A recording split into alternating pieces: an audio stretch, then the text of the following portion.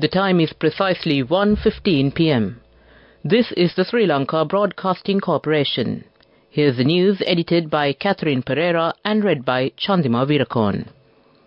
Headlines. A discussion to provide solutions to the prevailing problems in the health sector will be held this evening under the patronage of the Health Minister. Tri-Forces personnel mobilized to support hospital operations amid island-wide strike. All treatment services for patients are being maintained without any obstructions with the support of doctors. CMC says that unauthorized buildings blocking canals to be relocated. Operation Yuktiya, 877 more drug suspects arrested. And in foreign news, Hamas video claims to show dead hostages. Continuing with the local stories, State Minister Shahan Semasinghe says that a discussion to provide solutions to the prevailing problems in the health sector will be held this evening under the patronage of Minister Ramesh Patrana. The Ministry of Defence says that Tri-Forces personnel have been mobilized to support hospital operations amidst the island-wide strike launched by the health sector employees. It is said that Tri-Forces personnel were deployed to hospitals across the island following a request from the Ministry of Health. Minister Ramesh Patrana said that some trade unions have expressed their stern objection to this trade union action. Participating at the Dasa Desin Hatata program of the SLBC, he stated it is impossible to take a clear decision at the discussion to be held this evening. The government has increased the salaries of all government workers. Around 72 trade unions in the healthcare service, excluding doctors, have launched a 24-hour token strike from 6:30 a.m. today. The trade unions have decided to carry out only essential duties. Our correspondents say that the health treatment services at the Karapitia Teaching Hospital in Galle are being carried out as usual.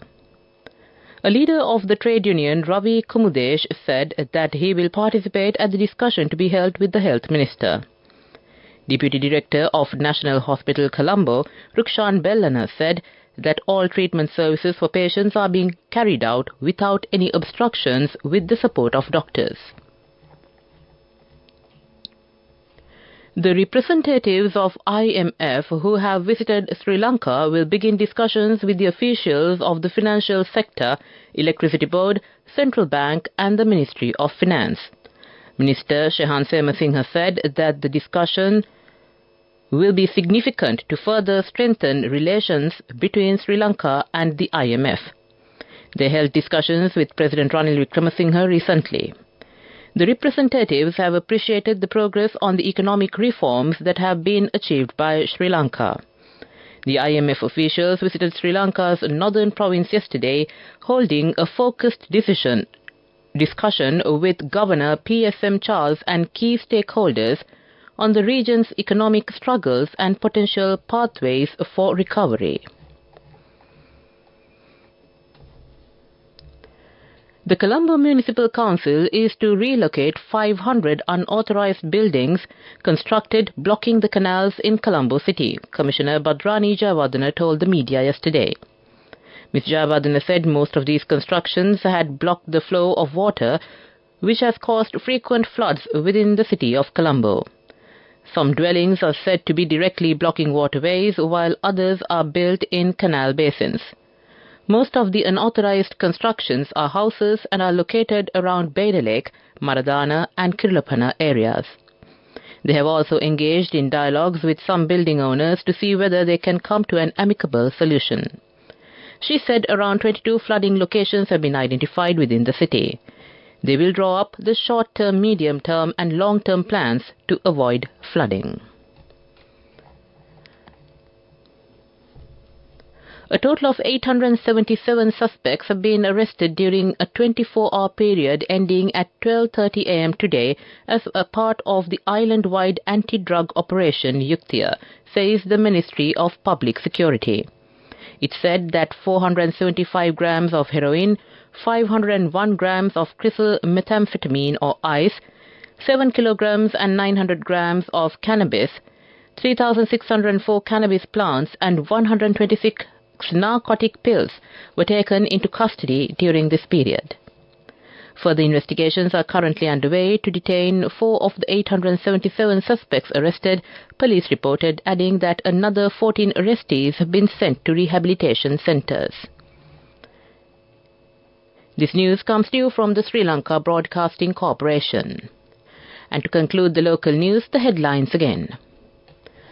A discussion to provide solutions to the prevailing problems in the health sector will be held this evening under the patronage of the Health Minister.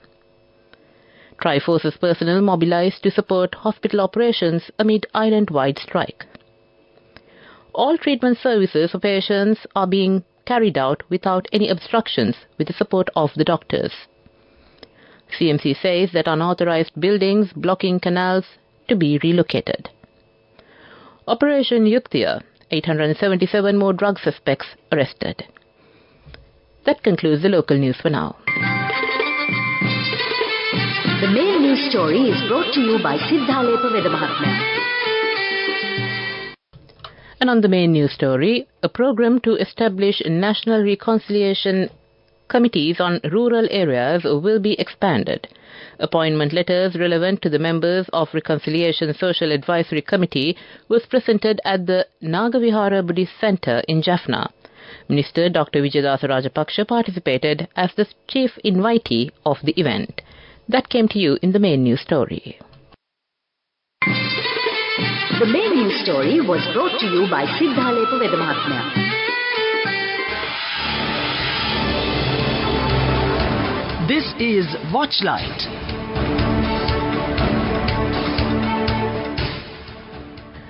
Moving on to Watchlight.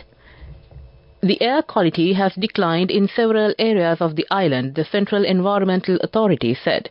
The media spokesman of the CEA, Ajit Veerasundara, stated that accordingly a decline in the air quality index is observed in the Colombo, Jaffna, Mannar and Galle areas.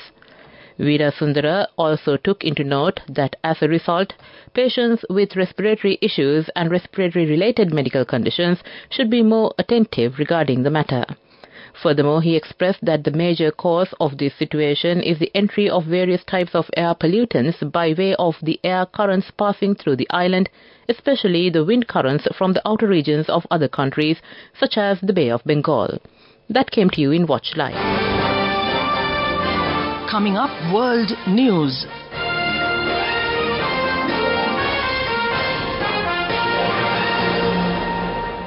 Headlines of the World News. Hamas video claims to show dead hostages. Iran sentences Nobel laureate Narges Mohammadi to additional prison term. Trump wins landslide Iowa victory as DeSantis projected to beat Haley. Hamas have issued a new video purporting to show the bodies of 2 Israeli hostages, with the militants claiming that they died in airstrikes on Gaza. It comes a day after Hamas released another video of the hostages when they were alive, but warning they could die if Israel continued its bombardment. Israel denied they were killed by strikes. Its defense minister accused the militants of physiological abuse. He added that military pressure was essential to release more hostages. The video released on Monday shows a woman named as Noah Argamani speaking under duress and saying that 2 men with whom she had been held had been killed in captivity. Iran's Revolutionary Court has sentenced Nobel Peace Prize winner Narges Mohammadi to an additional 15 months in prison. Ms. Mohammadi has already spent 12 years in jail serving multiple sentences. She is accused of spreading propaganda against the Islamic Republic while in prison. Her family condemned the verdict, saying this was her 5th conviction since March 2021. She was not present at the latest trial and the verdict was issued in her absence. Narges Mohammadi has campaigned for human rights in Iran for decades. She has been in and out of jail for 2 decades because of her activism. She has been arrested 13 times and sentenced to a total of 31 years in prison. Donald Trump has won a landslide victory in Iowa, cementing his status as the clear frontrunner for the 2024 Republican presidential nomination. But Florida Governor Ron DeSantis edges out former UN Ambassador Nikki Haley to take a distant second place, the BBC's US partner CBS projects. Trump hails his victory in a speech to supporters, saying he wants to straighten up the problems of the world. Iowa is the first of the state-by-state contest where Republican voters pick their White House candidates. To end the world news, the headlines again. Hamas video claims to show dead hostages. Iran sentences Nobel laureate Naguib Mohammadi to additional prison term. Trump wins landslide Iowa victory as DeSantis projected to beat Haley. That came to you in the world news. Development news. And on the development news, construction work of the bridge at the Kehel-Ovitigama Road in Alapatha, Ratnapura has commenced under the loan assistance of the Netherlands. 70 million rupees will be spent for the project. That came to you in development news. Moving on with sports news. And on sports news, the second T20 match between Sri Lanka and Zimbabwe will begin at 7 p.m. today at the R. Premadasa Stadium in Colombo. Sri Lanka's T20 captain, Wanindu Hasaranga, stresses that he is not prepared to respond to questions regarding any rumours circulating on social media. Joining a press conference held in Colombo last evening, Hasaranga emphasised that his first target as a captain and as a team is to triumph at the upcoming T20 World Cup, which is just 5 months away. That came to you in the sports news. Go ekak tiyana youth eකට life එකේ change එකට නියමෙට set වෙන්න ඇස් වහගෙන දැකපු වීන හැබැ කරන්න youth එකට නියමෙට set වෙන්න friendship එක මෙන්න. The all-new NSB Ithru Mithru account, NSB IM, a plan for your dream. Business News, sponsored by National Savings Bank, the safest place for your money. People's Bank has identified the importance of development of the SME export sector in line with the government objectives. Accordingly, in 2023, the bank implemented the concept of establishing export sector-specific SME hubs, or export hubs, which provide both financial and non-financial assistance to the SME sector to harness opportunities in the global marketplace. Driving the People's Bank's mission to promote exporters further, a senior team from People's Bank recently met with Export Bahrain, a strategic initiative of Bahrain's National SME Development Board. That was Business News. Business News, sponsored by National Savings Bank, the safest place for your money. Go ekak tiyana youth එකට life එකේ change එකට නියමෙට set වෙන්න ඇස් වහගෙන දැකපු වීන හැබැ කරන්න youth එකට නියමෙට set වෙන්න friendship එක මෙන්න. The all-new NSB Ithru Mithru account, NSB IM, a plan for your dream. Moving on to economic news, the Department of Agriculture says that the mango harvest in the country has been increased considerably. The variety of TEJC mango has been cultivated in more than 1,000 of acres in the island, targeting to enhance the export sector.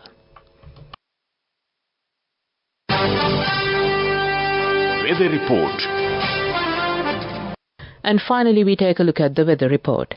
A few showers may occur in eastern, Uva and central provinces.